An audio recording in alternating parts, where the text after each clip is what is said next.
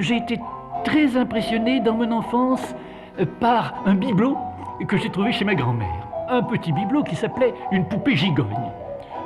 Vous savez ce que c'est? Un œuf sur lequel il y a un visage qui est peint. Mais on ouvre cet œuf par moitié, puis à l'intérieur on trouve un autre œuf qui a ce visage humain, et puis un autre, et puis un autre, et puis un autre, jusqu'à la dernière petite poupée. Eh bien, toute ma vie j'ai pensé à ça. Les êtres humains sont des poupées gigognes. Tout le problème, c'est de rejoindre le moi profond. Pour moi, c'est le secret de tout.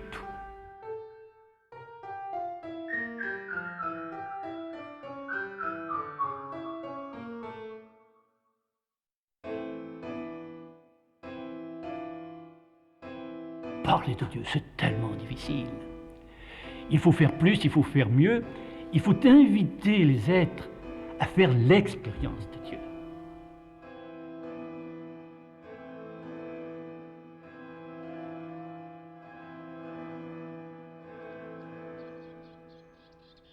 Voici 3 dates d'exception dans une vie singulière, celle du père Henri Caffarel. D'abord, 2 août 1903, date de son baptême en la basilique Saint-Martin d'Ainay à Lyon. Ensuite, le 19 avril 1930, veille de Pâques, date du jour où il a été ordonné prêtre. Enfin, 18 septembre 1996, date de sa mort, à Beauvais, près de Troussure. Tout au long de sa vie terrestre, 93 ans se sont écoulés entre sa venue au monde et sa naissance à Dieu. Toute une vie consacrée à la création d'une grande œuvre qui allait emprunter 2 chemins confluents, celui du développement de la spiritualité conjugale, de la félicité du foyer catholique, et celui de l'approfondissement de la prière, de l'oraison, de la perte et de la renaissance en Dieu. Et je parle de Dieu parce que précisément, c'est Dieu qui m'a conquis. Il y a quelques 50 ans, justement, un certain mois de mars 1923, ça a été la ligne de démarcation dans ma vie. Il y a avant, il y a après. Ce jour-là, Dieu est entré dans ma vie, et depuis ce jour-là, je suis à son service. Et ça a orienté toute sa vie.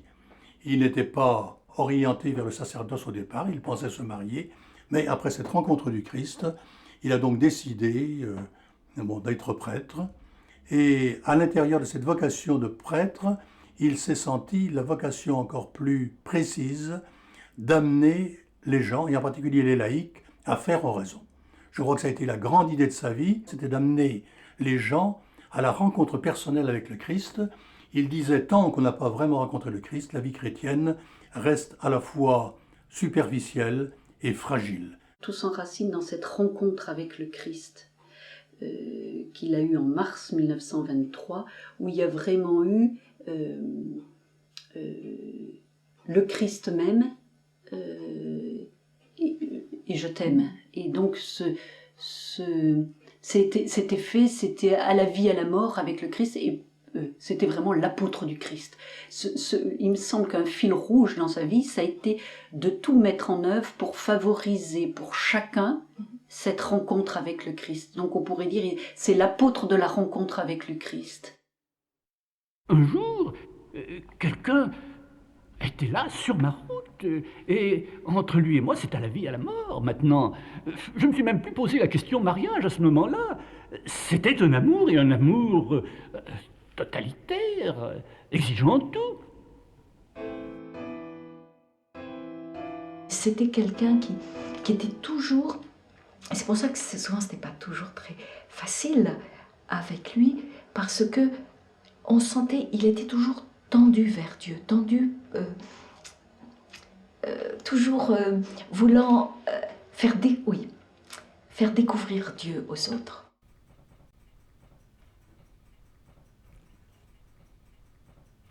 C'était donc juste avant la guerre, en 1938-39, des foyers qu'il avait connus comme vicaire à Paris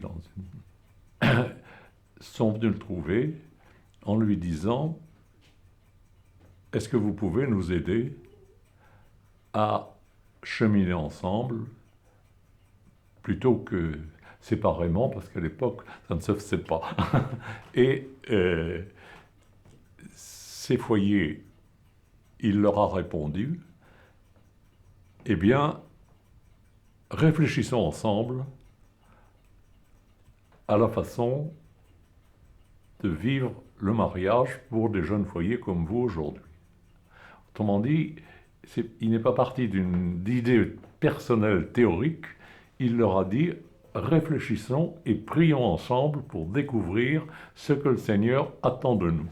Avant de rencontrer ces foyers, il était comme tout prêtre, c'est-à-dire qu'il avait des contacts dans les confessionnaux à droite et à gauche, et qu'il était toujours frappé de voir les difficultés qui pouvaient exister à l'intérieur d'un couple, et que, évidemment, avec le secret, il ne pouvait pas permettre à ce couple de dire à madame, eh bien, dites, voilà ce que m'a dit monsieur, et monsieur, voilà ce que m'a dit madame.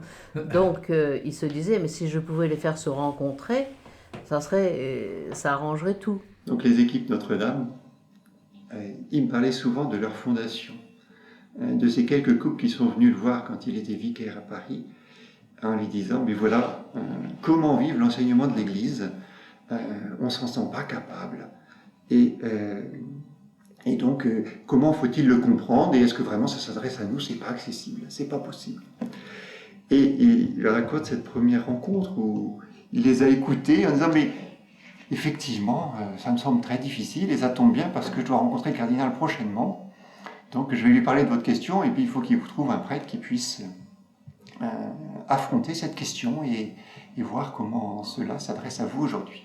Et le cardinal lui répond, et il en reste encore sur Paris 50 ans plus tard, le cardinal lui répond, c'est vrai que c'est une question importante, eh bien c'est vous qui allez travailler la question avec eux.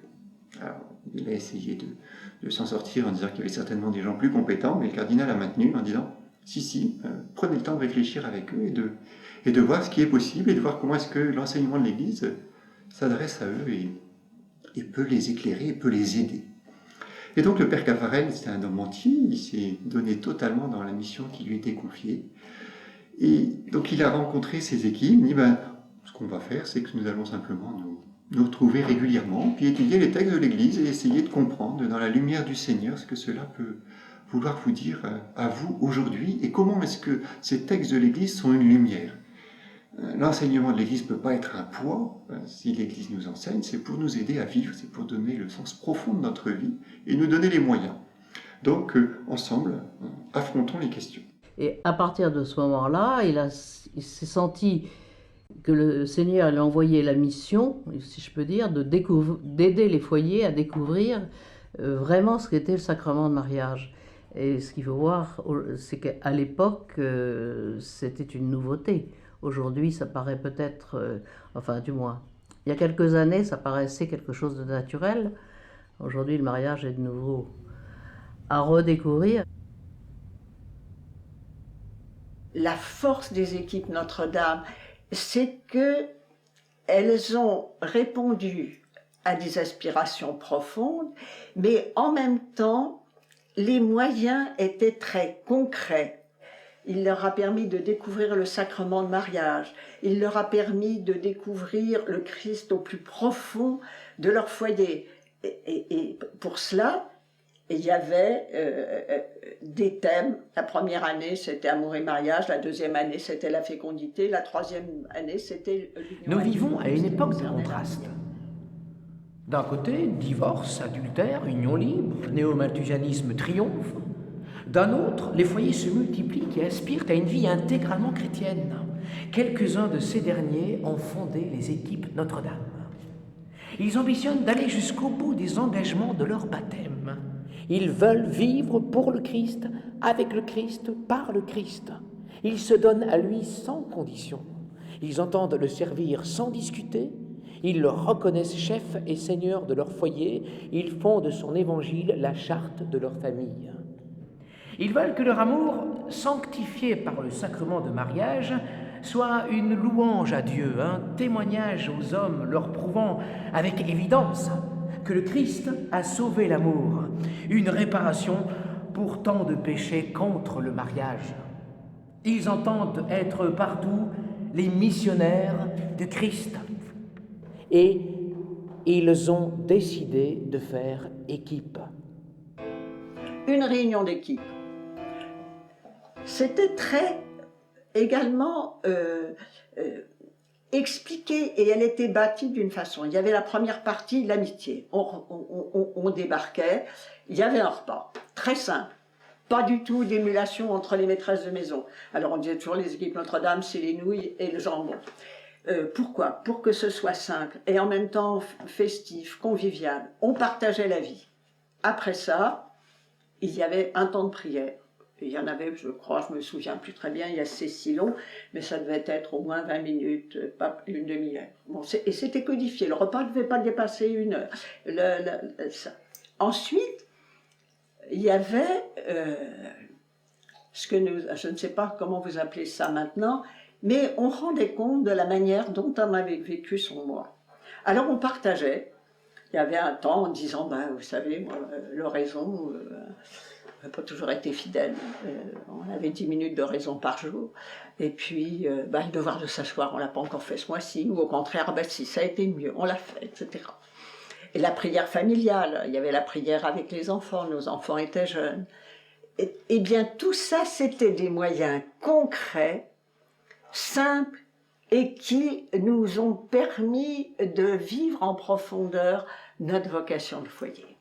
Après ça aussi, il est arrivé aussi à aller plus loin au plan spirituel, enfin si je peux dire, et à demander aussi la prière conjugale, la prière familiale et la prière conjugale, c'est-à-dire qu'on prie ensemble à haute voix, et ça c'était encore quelque chose de plus personnel, si vous voulez, où dans le fond on se livre encore plus l'un à l'autre avec le Seigneur. À ce moment-là, c'est vraiment, pour lui, je pense qu'à ce moment-là, c'était l'idéal finalement.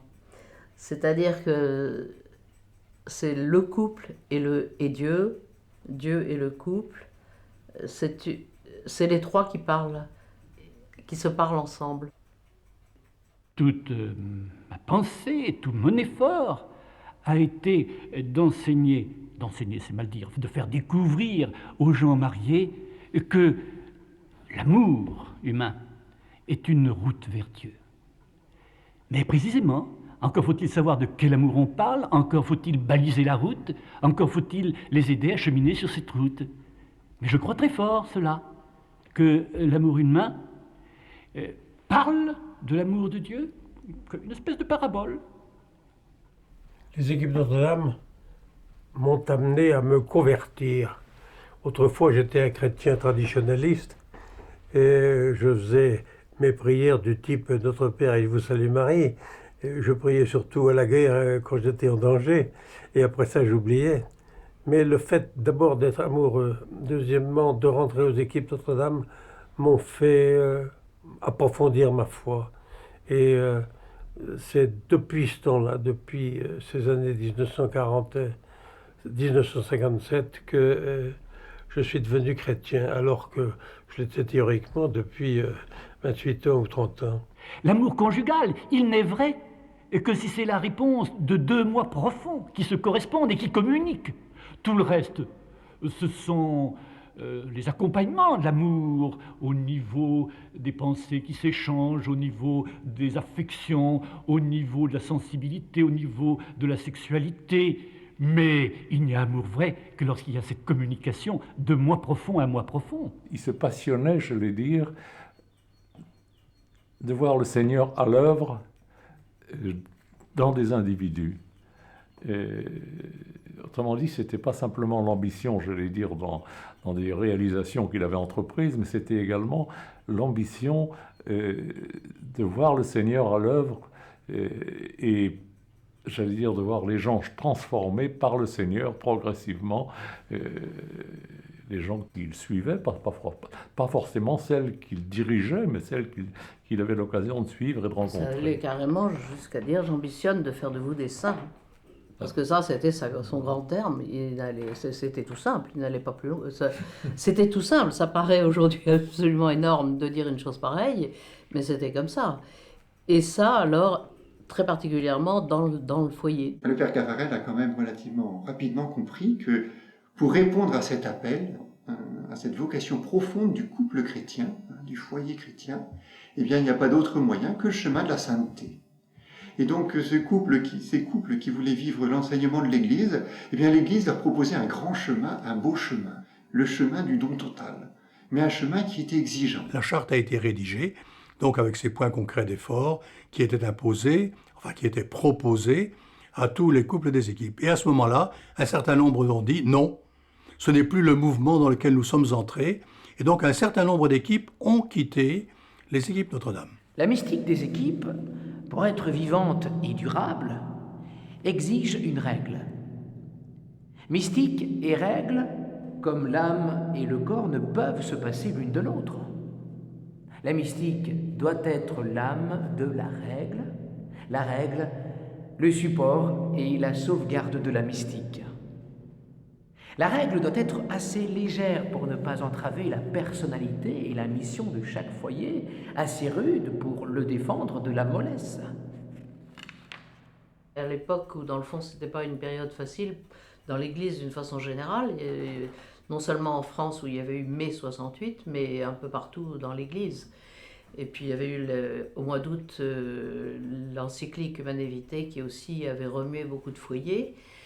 Et tout ça faisait qu'il y avait un remous, on sentait très très bien dans le mouvement des équipes.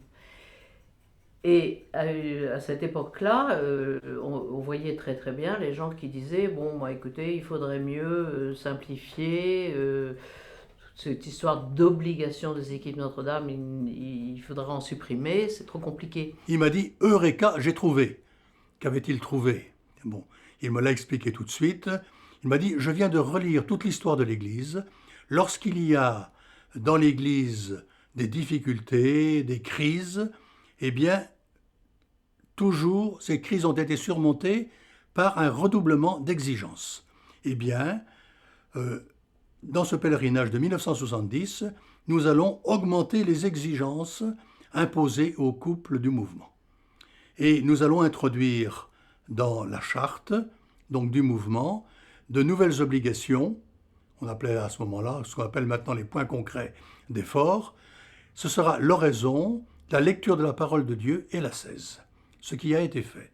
Et c'est depuis ce temps-là donc que ces obligations sont rentrées dans la charte des équipes Notre-Dame. Il y a eu mai 68 au plan politique, mais surtout, il y a eu Humanae Vitae au plan de l'Église. Et Humanae Vitae, ça a été un choc très grand dans l'Église, qui a bouleversé beaucoup de monde, qui a suscité une espèce de tollé, disons, chez les chrétiens, et les équipes n'ont pas été épargnées, disons, par cette houle. Ne se ralliant pas à un certain nombre d'avis qui lui avait été donné, Paul VI a jugé nécessaire de publier cette encyclique qui a provoqué un certain traumatisme. L'un des points les plus sensibles était sur paternité et maternité responsables, et pour parvenir à une maternité responsable, à une fécondité responsable, se pose bien sûr la question des moyens de s'y prendre.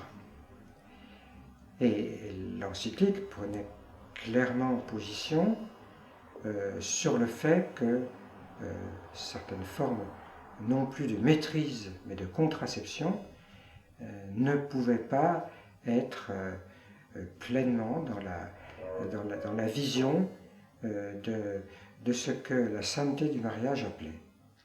Et c'est là-dessus qu'on a chopé. Alors, le père Caffarel était fondamentalement d'accord avec Humanae Vitae, il faut le dire. Mais pour lui, il disait, l'Église a la vérité, mais elle ne sait pas la transmettre. Et donc, tout son effort, ensuite, ça a été de faire passer ce message d'Humanae Vitae. C'est alors que le père Caffarel a écrit un document assez court, qu'il avait toute légitimité à écrire, pour dire de quelle manière pouvaient être reçues certaines des exigences préconisées dans l'encyclique. Et cette interprétation a été validée à Rome, alors qu'il introduisait ce qu'est une interprétation, une façon de traduire pastoralement des choses qui touchaient à l'intimité de la vie conjugale et qui, je crois, aura aidé un certain nombre de chrétiens à surmonter ce qui était vraiment une épreuve pour eux. Le pape s'est adressé aux équipes Notre-Dame, nous avons toujours ce discours. Paul VI nous avait accordé beaucoup de temps et il est venu dans la basilique Saint-Pierre, nous étions tous là, et c'était très très très émouvant. Et il nous a parlé en disant la confiance que l'Église avait dans ce mouvement, dans sa recherche, dans son travail, dans sa vision sur le mariage, et que l'Église en avait un grand besoin. Vous savez, c'était en 70, c'était après les événements de 1968, après la fin du Concile, où l'Église était un peu, nous dirons, comme la barque de Pierre, un peu chahutée sur les eaux. Et donc, ce pape nous a confortés dans ce que nous vivions. Et il a beaucoup, certainement, conforté le père Caffarel. Et on a eu l'impression que l'influence des équipes Notre-Dame était importante auprès du pape. Et que c'est auprès du père Caffarel que Sa Sainteté, le pape, a trouvé une partie de son inspiration concernant la doctrine du mariage chrétien. Alors je crois qu'on peut le dire maintenant, c'est le père Caffarel qui a fourni, disons, la base du discours de Paul VI en 1970, ce discours aux équipes Notre-Dame, très très important, où précisément le pape reprend, je dirais, les trois niveaux qu'on vient d'évoquer à propos de la spiritualité conjugale, le niveau de l'amour humain, celui de l'agapé, apporté par le sacrement de mariage, et puis la pratique qui s'ensuit. En 1973, cet homme qui était le grand responsable de ce mouvement, il a dit « je m'en vais ». Et il est parti. Il n'était pas la belle-mère qui venait voir comment ça se passait. Il est parti et il a fait preuve d'une grande humilité.